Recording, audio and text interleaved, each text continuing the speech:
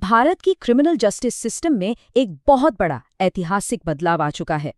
जो Indian penal code यानी IPC हम 1860 से फॉलो कर रहे थे, अब वो इतिहास बन गया है और उसकी जगह ली है भारतीय न्याय संहिता यानी बीएनएस 2023 ने। तो आज हम इसी बड़े बदलाव की गहराइयों में उतरेंगे, खास तौर पर उन सभी के लिए जो प्रतियोगी परीक्षाओं की तैयारी कर रहे हैं। तो चलिए शुरू करते हैं। हम देखेंगे कि बीएनएस का नया ढांचा कैसा है, इसकी कानूनी हदें कहां तक बढ़ाई गई हैं, किन शब्दों को नई परिभाषा मिली है, महिलाओं और बच्चों की सुरक्षा के लिए क्या खास है और आज के नए जमाने के अपराधों से ये कैसे निपटेगा, और आखिर में इसके भविष्य पर भी एक नज़र डालेंगे। तो सबसे पहले ये समझते हैं कि ये बदलाव आखिर है कितना बड़ा। देखिए, ये सिर्फ कुछ कानूनों को इधर-उधर करने जैसा नहीं है। ये 160 साल से भी ज़्यादा पुराने एक पूरे कानूनी ढांचे को आज के भारत की ज़रूरतों के हिसाब से एक नया रूप देने की कोशिश है। सबसे पहली चीज़ जो ध्यान खींचती है वो है सेक्शंस की संख्या। आईपीसी में जहां 511 धाराएं थीं, वहीं बीएनएस में अब सिर्फ 358 है। और कानून को आसान बनाने के लिए आईपीसी की जो पहली 5 धाराएं थीं, उन्हें अब एक ही सेक्शन 1 में डाल दिया गया है।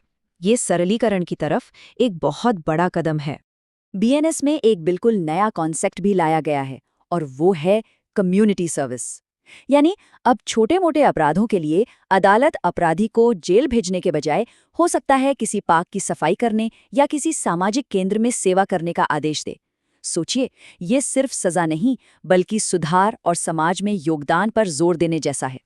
चलिए अब जरा ये देखते हैं कि इस नए कानून की पहुंच, इसकी हदें कहां तक है। बीएनएस ने अपनी सीमाओं को जमीन, पानी और हवा तीनों में बढ़ाया है।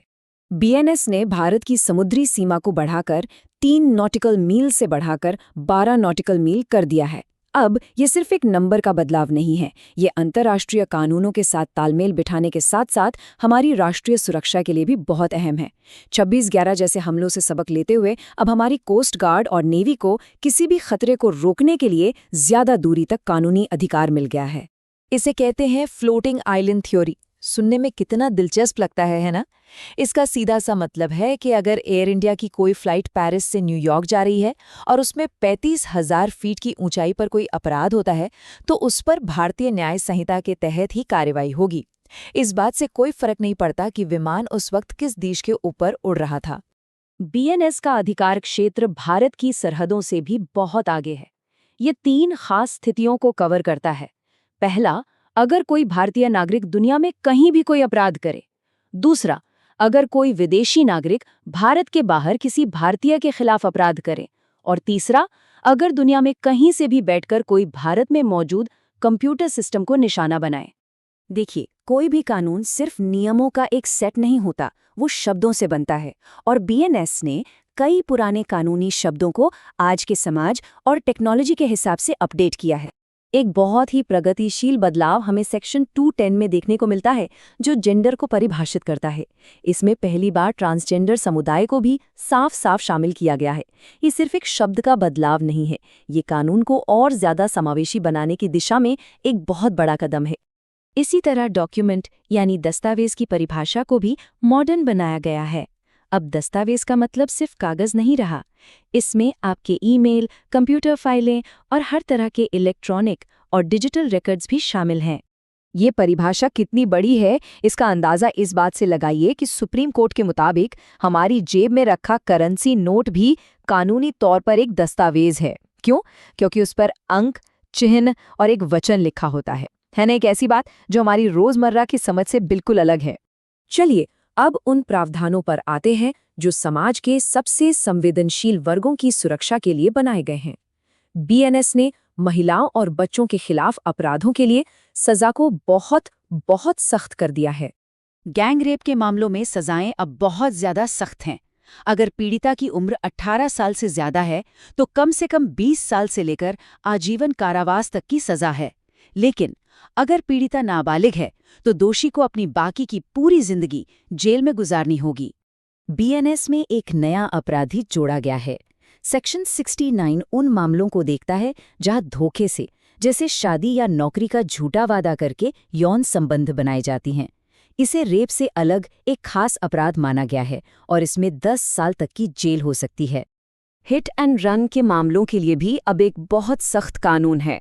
अगर कोई लापरवाही से गाड़ी चलाकर किसी की मौत का कारण बनता है और पुलिस को बताए बिना मौके से भाग जाता है, तो उसे 10 साल तक की जेल और जुर्माना हो सकता है। ये सिर्फ सजा नहीं, बल्कि भागने की मानसिकता पर रोक लगाने की एक कोशिश है। भारत के मुख्य आपराधिक कानून में पहली बार ऑर्गेनाइज्ड क्राइम और आतंकवाद जैसे नए जमाने के खतरों को साफ-साफ परिभाषित किया गया है और उन्हें कोडिफाई किया गया है। सेक्शन 111 ऑर्गेनाइज्ड क्राइम यानी संगठित अपराध को परिभाषित करता है। इसमें किसी सिंडिकेट या गिरोह द्वारा किए जाने वाले गंभीर अपराध शामिल हैं, जैसे अपहरण, कॉन्ट्रैक्ट किलिंग, जमीन पर कब्जा और पैसे के लिए होने वाले साइबर क्राइम। इसी तरह सेक्शन 113 एक टेररिस्ट एक्ट यानी आतंकवादी कृत्य को परिभाषित करता है। ये कोई भी ऐसा काम हो सकता है जिसका मकसद भारत की एकता और सुरक्षा को खतरे में डालना हो या लोगों में दहशत फैलाना हो। अब आतंकवाद से निपटने के लिए हमारे पास एक स्पष्ट कानूनी ढांचा मौजूद है। इस अपराध के लिए सजा भी बहुत गंभीर है। अगर किसी आतंकवादी कृत्य से किसी की मौत होती है तो सजा सीधे मौत या आजीवन कारावास है। दूसरे मामलों में ये 5 साल से लेकर आजीवन कारावास तक हो सकती है। और खास बात यह है कि ये कानून सिर्फ हमला करने वालों को नहीं, बल्कि साजिश रचने वालों, मदद करने वालों और भर्ती करने वालों को भी उतनी ही सख्त सजा देता है। तो हमने बीएनएस के कुछ बड़े और अहम बदलावों को देखा। ये सिर्फ एक पुराने कानून में किया गया सुधार नहीं है, बल्कि ये भविष्य के भारत के लिए एक नया कानूनी नजरिया पेश करता है। तो असल में भारतीय न्याय संहिता सिर्फ एक नया कानून नहीं है, ये 21वीं सदी के लिए कानूनी संप्रभुता की एक घोषणा है। एक ऐसा कानून जो आज की हकीकत को देखते हुए अपनी सीमाओं और परिभाषाओं को फिर से बना रहा है। लेकिन ये सब एक बहुत दिलचस्प सवाल भी खड़ा करता है। जैसे जैसे हमारी दुनिया क्रिप्टो करेंसी और ग्लोबल टेक प्लेटफॉर्म के साथ और ज्यादा जुड़ रही है, क्या अधिकार क्षेत्र का वो विचार जो भूगोल और सीमाओं पर आधारित है, एक दिन पुराना पड़ जाएगा? भविष्य का कानून कैसा दिखेगा जब डिजिटल और फिजिकल दुनिया की सरहदें लगातार धुंधली होती जा रही हों? इस पर सोचिएगा जरूर।